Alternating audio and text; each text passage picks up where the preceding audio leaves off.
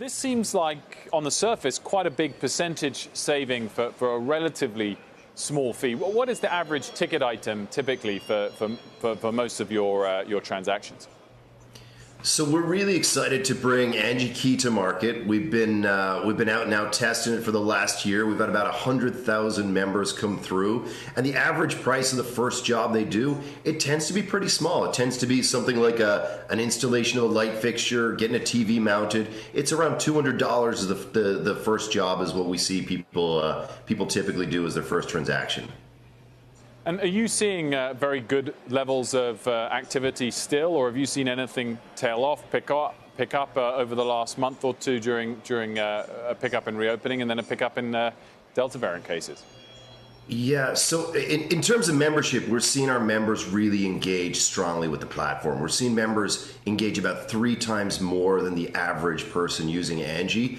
Overall, what we're seeing is a lot of first-time homeowners coming to market. The market is just so tight. There's so little inventory that our first-time homeowners are coming to market. They're buying homes that are very different to the homes they would have bought 2, 3, 4 years ago.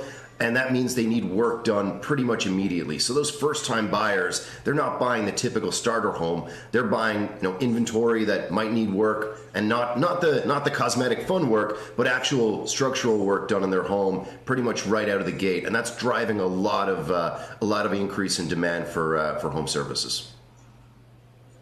We're just showing the Dow down 275 session lows. We're taking a little bit of a spill here into the close. Oisin, I wanted to expand on that question of demand, because COVID was sort of weird. Services dropped off initially, and then they came back very strongly. How much did COVID skew the results, and how does it give investors a sense of what underlying demand for these services are right now?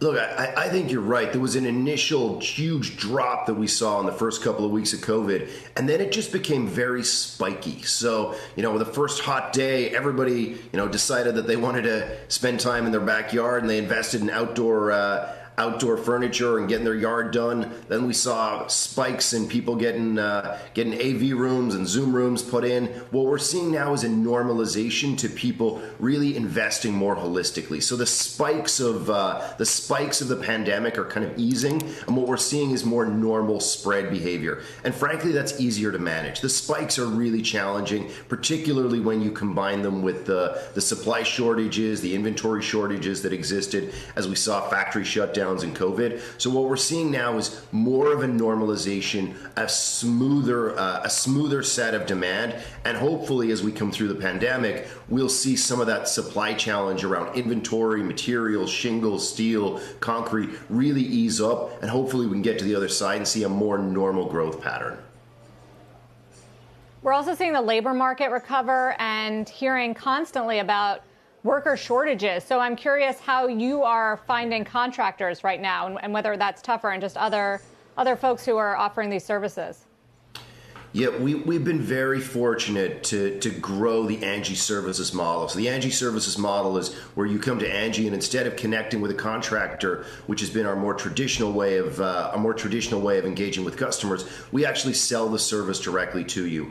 And we've really increased the capacity in that during COVID. So we've seen significant growth in the Angi services model. We could always benefit from having more tradespeople. The trades is a great opportunity for career development, and we would encourage more and more people to think about the trades as a great way to earn a living. I think there's a lot of folks out there who might think differently about trades. We're really supportive of making sure that the trades are a great way for people to earn a living, and encourage more people to get into trades.